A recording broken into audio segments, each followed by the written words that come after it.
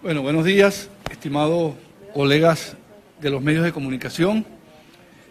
Los compañeros del Frente Amplio me han pedido que haga un balance de las medidas anunciadas el día viernes por el gobierno en lo que se ha denominado el madurazo o el paquetazo. Venezuela ha tenido dos grandes procesos de ajustes económicos, el de febrero de 1989 y este que se anunció el día viernes pasado. Este paquetazo supera claramente las medidas adoptadas por Carlos Andrés Pérez en el año 1989 en términos de la devaluación de la moneda. Cuando Carlos Andrés Pérez ajustó la tasa de cambio en ese momento oficial era 14 bolívares con 50 y pasó a 34 en un solo día, y ahora el paquetazo pasa la tasa de cambio 242 a 6 millones de bolívares, una depreciación de la moneda de 1.300%. O sea, de un día para otro se devaluó la moneda en 1.300%, se depreció en 1.300%. ¿Por qué esto? Bueno, porque el gobierno, con la aritmética del petro, establece un barril de petróleo, 60 dólares, un petro igual 3.600 bolívares soberanos. Cuando divides 3.600 entre los 60, te va a dar que la tasa de cambio es 6 millones.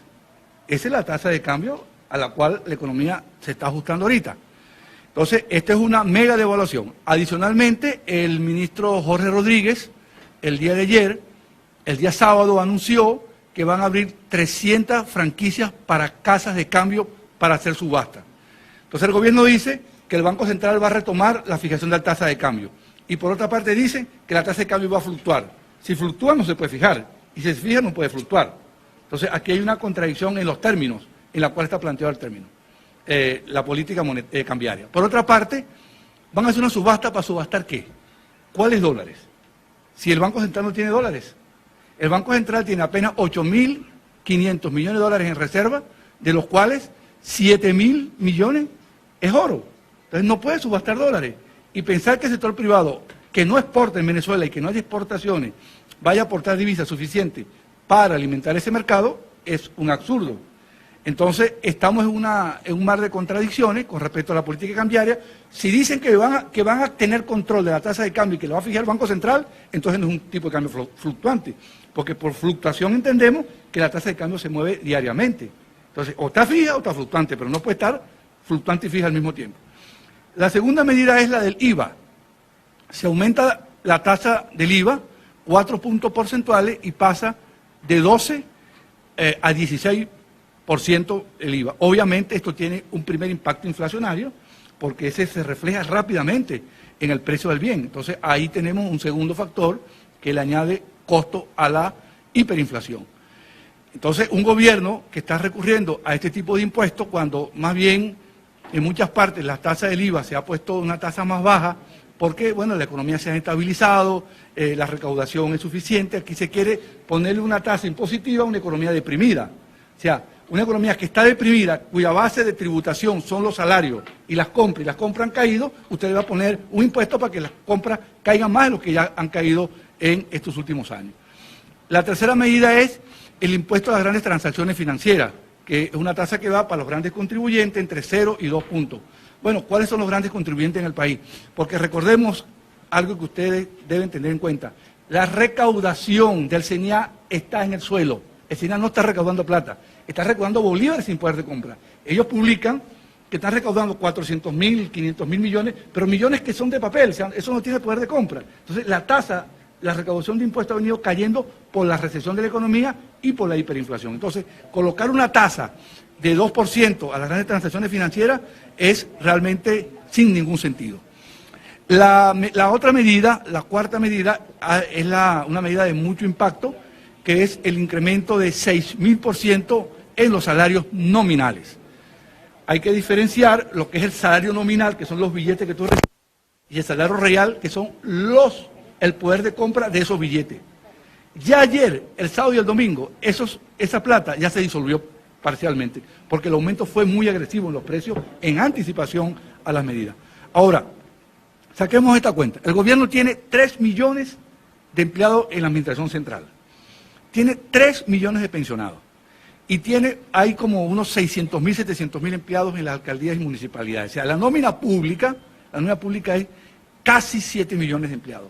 Y tú vas a saltar de 5 millones, que era el salario mínimo más ticket, a 180 millones, la pregunta que surge, ¿cómo los pago? ¿De dónde saco la plata? Un gobierno que los 2 días antes le había dicho a los enfermeros que no podía pagarle el incremento salarial porque no tenía plata. Y de la noche a la mañana multiplica prácticamente por 360 el aumento del costo de nómina pública, 360 veces, y entonces ahora, ¿de dónde saca la plata? No hay aumento de la producción petrolera, el IVA no te da para eso porque cada punto del IVA es como equivalente a 0,5 del Producto Interno Bruto, que no te da para cerrar la brecha. El aumento de la gasolina se ha pospuesto. Entonces, ¿de dónde saca la plata? Del Banco Central, de la llamada emisión inorgánica de dinero o dinero sin respaldo, que lo que hace es añadirle más fuego a la candela de la hiperinflación. Entonces, las cuentas no cierran por ningún lado. Y la otra medida es el tema del aumento de la gasolina. El aumento de la gasolina está anunciado y la política del gobierno que se ha hecho manifiesta es que va a haber un subsidio a la gasolina para aquellos que saquen el carnet de la patria y quienes no saquen el carnet de la patria, que es más de la mitad de los que tienen vehículos, porque no todo el que tiene carnet de la patria tiene vehículo. Es decir, la mayoría de los que tienen carnet no tienen vehículo. Y la mayoría de los que tienen vehículos no están registrados en el censo. Entonces, va a haber un incremento, inclusive con el subsidio, el incremento de la gasolina va a pasar de 100.000%. Va a pasar de 100.000%, porque hoy es tan baja que cualquier incremento es muy sustancial. Ahora bien, aquellos que no tenemos el carnet y que no censamos el carro y los transportistas van a pagar el precio internacional. Ahora, ¿cómo se forma el precio internacional de la gasolina? Ahí tenemos que responder 2 preguntas. ¿Cuál es el precio internacional? ¿El precio de Colombia o el precio de los Estados Unidos? En Estados Unidos hay 2 tipos de gasolina, la 87 y la de 91, la regular y la básica, ¿no? La regular, la 87 octano, cuesta $1, pero en Colombia la gasolina cuesta $1.20. $1.20 cuesta la gasolina en Colombia, más cara que en Estados Unidos. Entonces, de $1.20, 60 centavos de ese $1.20 es el costo del petróleo, del barril de petróleo, de la materia prima para ser refinada. 10 centavos es la refinación y unos 5 centavos la distribución. De manera que lo que te queda de impuesto prácticamente son 50 céntimos. O sea, un poco, el 40% prácticamente del precio de la gasolina. Si tú llevas el precio de la gasolina venezolana al precio internacional, tú lo que estás diciendo a los venezolanos es que van a pagar los mismos impuestos que pagan los colombianos y que pagan los estadounidenses por la gasolina. A un salario colombiano básico de $300 y a un salario básico de los estadounidenses de $850, tú le vas a poner a pagar al venezolano, que apenas ganará 5 o 4 dólares, los mismos impuestos que pagan los estadounidenses. Entonces, ¿para qué tenemos la reserva más grande de petróleo del mundo? Es decir, aquí lo que ha pasado es un gran festival de demagogia, un torneo de demagogia que comenzó en 1999, cuando se dijo que la gasolina era el pueblo, y pasaron 20 años prácticamente con el precio congelado.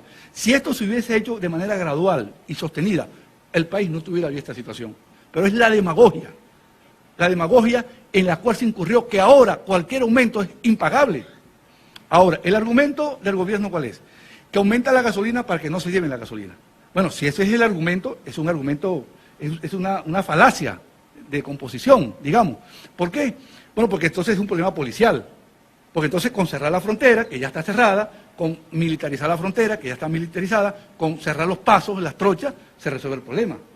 Entonces, el decir ese argumento es como una especie de ofensa a los propios guardianes de la frontera venezolana, que es por donde se filtra la gasolina, porque la gasolina no sale ni por aire ni por el subsuelo, sale por las carreteras. ¿Y quién controla la frontera?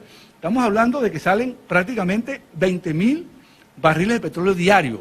¿Y eso sale cómo? ¿En la cartera, en inyectadora, en el bolsillo? ¿Cómo sale eso? Bueno, sale en grandes unidades de transporte que tienen los mecanismos para burlar los puestos de vigilancia. ¿Y quién vigila la frontera? Entonces, ese no es el argumento. El argumento para aumentar la gasolina es fiscal. Darle plata al gobierno. Ese es el gran argumento. Y utilizan ¿cómo llaman? La excusa de que por la frontera colombiana sale, que sí sale, para justificar el aumento de la gasolina. Entonces digan la verdad, díganle que están ahogados financieramente, que PDVSA está quebrada, que ustedes quebraron PDVSA, el gobierno quebró a PDVSA, la nómina de PDVSA la paga el Banco Central, PDVSA no contenta ahora, le quiere meter la mano en el bolsillo a la gente para sacarle plata para cubrir la ineficiencia y la corrupción que hay en PDVSA, denunciado por ellos mismos. Entonces ese es el punto, que quieren hacernos pagar a nosotros el desastre, la corrupción de PDVSA. Y yo les digo, y aquí no comprometo el Frente Amplio, habla José Guerra en este paréntesis. Yo sí estoy de acuerdo con que se hubiese aumentado la gasolina oportunamente, pero jamás al precio internacional. Porque el día que nosotros tengamos los salarios internacionales, el día que nosotros ganemos salarios mínimos de $450, nosotros podemos pagar la gasolina al precio internacional. Entonces, ¿para qué tenemos la reserva más grande de petróleo del mundo si no la podemos pagar? Y finalmente el gobierno anunció una meta de déficit fiscal cero. Déficit fiscal cero no tiene nadie en el mundo. Nadie. Cuando se firmó el Tratado de la Unión Europea, que es el tratado económico más perfecto que ha hecho la humanidad hasta ahorita, para poner de acuerdo a 12 países, cada uno hablaba una lengua distinta, cada uno tenía una moneda distinta, cada uno tenía un régimen de gobierno distinto, y se pusieron de acuerdo. El acuerdo de Maastricht, se llama Maastricht en honor a la ciudad holandesa donde se firmó el acuerdo, estableció que el déficit fiscal admisible para los países era de 3%. 3% de déficit, no de superávit, de déficit. Y Venezuela, que tiene un superávit, un déficit fiscal, en los 20 años que lleva el gobierno del chavismo-madurismo, en los 20 años, en 18 años ha habido déficit fiscal. Y quieren pasar de un déficit fiscal ahorita de 16 puntos del PIB a un equilibrio de cero déficit. O suben mucho los impuestos, con lo cual la gente no va a tener con qué comer, o contrae mucho el gasto. Porque el déficit, ¿qué es? La diferencia entre lo que gasta y lo que te ingresa. ¿Y cómo logro esa magia?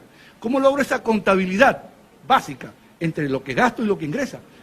Disminuir 15 puntos de déficit fiscal es imposible.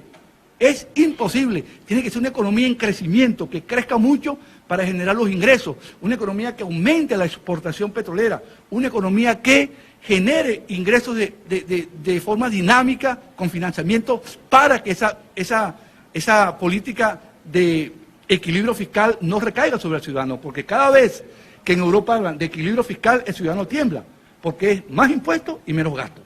Entonces, aquí no hay manera de reducir el gasto. El gasto está en el suelo. Y la parte impositiva, los impuestos, es muy difícil en una economía contraída que está en depresión económica. Esto no es una recesión, es una depresión. La economía ha perdido en 5 años la mitad de su tamaño. ¿Cómo le vas a sacar tu impuesto a una economía que está deprimida? ¿Cuánto le puedes sacar? ¿Cuánto puedes extraer de impuestos? Nada. Entonces, esta meta es totalmente irrealista. Estos asesores ecuatorianos que están proponiendo estas cosas no saben de lo que están hablando, porque, entre otras cosas, en Ecuador no había política económica, porque Ecuador estaba dolarizado. La política económica de Ecuador la decidían en los Estados Unidos, la Reserva Federal de los Estados Unidos, porque Ecuador no podía imprimir dólares, no podía subir las tasas de interés, no podía manipular la tasa de cambio, entonces estaba en manos de los Estados Unidos. Entonces, estos que no saben hacer política económica vienen para acá a plantear un absurdo absoluto, que es llevar el déficit a cero y, bueno, meterle al país esta mega devaluación. ¿A dónde va a parar esto? Bueno, esto probablemente va a generar dos problemas adicionales. Va a exacerbar la hiperinflación, claro, porque la estamos viendo, y probablemente va a reaparecer otro fenómeno, que es el fenómeno de la escasez. ¿Por qué? Porque ya el gobierno anunció el remarcaje, el precio máximo. El precio máximo entre el público, compañero, no existe en ninguna parte del mundo. ¿Por qué? No existe porque no ha funcionado, es una forma de control de precios. Entonces tú estás devaluando en 1.300%, estás aumentando los salarios en 6.000% que no sabes cómo lo vas a pagar, vas a poner la moneda a fluctuar y vas a contar los precios. ¿Cómo cierra esa ecuación de aumento de costo y precio fijo? Bueno, yo también quiero productos baratos. ¿Cómo es posible eso? Con una macro devaluación que ha habido, una maxi devaluación.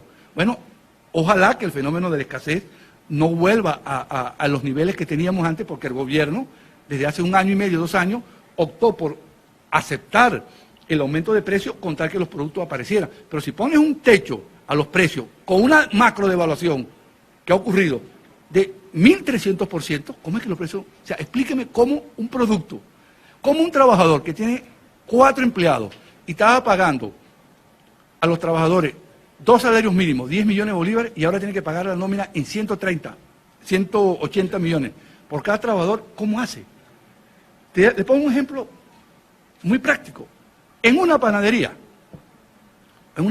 un trabajador ganando 2 salarios básicos, sin meter el estipendio que el panadero le da, que le da el pan y se lleva al trabajador como una remuneración en especie, con 2 salarios mínimos, que ganaba un muchacho que trabaja en la panadería, el panadero tenía que vender 25 panes para pagarle al trabajador. Ahora tiene que vender 300 panes para pagarle al trabajador, porque está llevando la nómina a 180. ¿Cómo lo pago? ¿A quién le vendo yo esa cantidad de panes y a qué precio lo vendo para poderle pagar al panadero? Son cuentas. Aquí no hay que ser un genio de la economía, esas son cosas prácticas que se debe enfrentar el pequeño y mediano.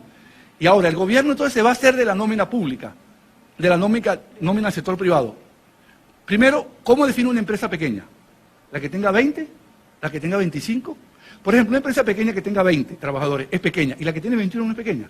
Es un solo trabajador el que hace la diferencia. Segundo, esa empresa pequeña puede ser pequeña, pero puede ser muy poderosa en los ingresos. Una empresa de computación pequeña, por ejemplo, factura mucho más que cualquier empresa manufacturera pequeña. Entonces, el criterio para definir lo que es pequeño y lo que es grande es muy difuso. ¿Y cuántos trabajadores son? Entonces, tienes ahora la nómina de los 3 millones de trabajadores activos del Estado, los 3 millones de pensionados, el casi millón de las alcaldías y las gobernaciones, y ahora te vas a meter por lo menos 500.000 más de pequeños y medianas empresas que le vas a pagar. ¿Con qué dinero? Entonces, esto es lo que puede desembocar, y nadie quiere esto, es un proceso de aceleración de la inflación, que ya lo estamos viendo. Hoy los precios ayer están desatados, ¿verdad? Y yo quiero ver esa subasta de dólares, cómo va a abrir ese mercado, porque Jorge Rodríguez dijo algo que tiene sentido, y es que no va a haber mercado paralelo. Pero la condición para que no haya un mercado paralelo del dólar es que tú puedas comprar todos los dólares que quieras y tú puedas vender todos los dólares que quiero. Porque si yo voy a comprar $2 y estoy dispuesto a pagar 10 millones y no hay dólares, entonces lo compro a alguien que esté dispuesto a venderlo más caro. Entonces el mercado paralelo surgiría si el gobierno no hace que sea flexible totalmente el mercado, y ahí yo tengo dudas de pasar de un extremo, de extremado control a una flotación total del tipo de cambio. Eso yo no lo he visto. Los 2 únicos países en América Latina que tienen un sistema de flotación cambiaria más o menos pura, donde la moneda fluctúa de acuerdo con el mercado, son 2, México y Perú. Todos los demás bancos centrales, todos, el de Chile, el de Colombia, el de Uruguay, todos intervienen en el mercado porque tienen pulmón, tienen cartera, tienen reservas para meterle al mercado cuando la volatilidad. Cuando Trump anunció que iba a construir el muro, el peso mexicano se vino al suelo. ¿Qué hizo el Banco de México? Que no interviene, intervino para soportar la coyuntura adversa, el terremoto que significó esto, y estabilizó la tasa de cambio. Pero México exporta 300.000 millones de dólares en productos no petroleros. Y el Banco Central tenía 250.000 millones de dólares en reserva para apoyar la moneda. Con 1.500 millones de dólares en efectivo, ¿tú puedes aguantar el terremoto de los venezolanos abalanzados sobre los dólares ahorita? Entonces, esto hay que pensarlo bien. Y si vamos a un esquema de flotación, que lo digan, y después no se asusten cuando empieza a ver la tasa de cambio. Después no se asusten cuando empieza a ver la tasa de cambio subiendo. ¿La van a publicar? ¿La tasa de cambio oficial? ¿Cuándo se abren las franquicias para los operadores cambiarios? Y una pregunta, ¿y qué dólares van a vender esos operadores cambiarios? En efectivo, ¿dónde salen los dólares? Tiene que darle al Banco Central, pero el Banco Central no tiene dólares. Entonces son un conjunto de interrogantes, y yo cierro diciendo que esto crea más dudas que las certezas que habían antes, y la cuenta, desafortunadamente, compañeros, la van a pagar los trabajadores venezolanos, que van a ver esos 180 millones de bolívares vueltos sal y agua en un lapso muy corto. Aquí lo que está planteado es un cambio de modelo económico y político, con grandes reformas de alto alcance en materia macroeconómica, una gran reforma fiscal para equilibrar el fisco y reestructurar la deuda externa que hoy no se puede pagar. Nos metieron en una deuda impagable. Estamos gastando más o gastamos más en deuda el año pasado que gastamos en salud y educación juntos. Gran reforma fiscal, gran reforma monetaria. El Banco Central no puede emitir dinero de la nada. Reforma petrolera, que la PDVSA produzca más con inversión privada e inversión pública, que esas reservas que están en el suelo se extraigan y el país vuelva a producir 3 millones de barriles de petróleo, ¿verdad? Y una reforma institucional para que este gobierno deje que la gente trabaje, que no estén persiguiendo tanto, buscando por todos lados obstaculizar, que la gente la dejen trabajar, ¿verdad? Y otra cosa, van a subir el precio de la gasolina a precios internacionales y le van a seguir mandando a Cuba 50.000 barriles de petróleo diario, subsidiado. Entonces, subsidio para Cuba y los venezolanos vamos a pagar precio internacional.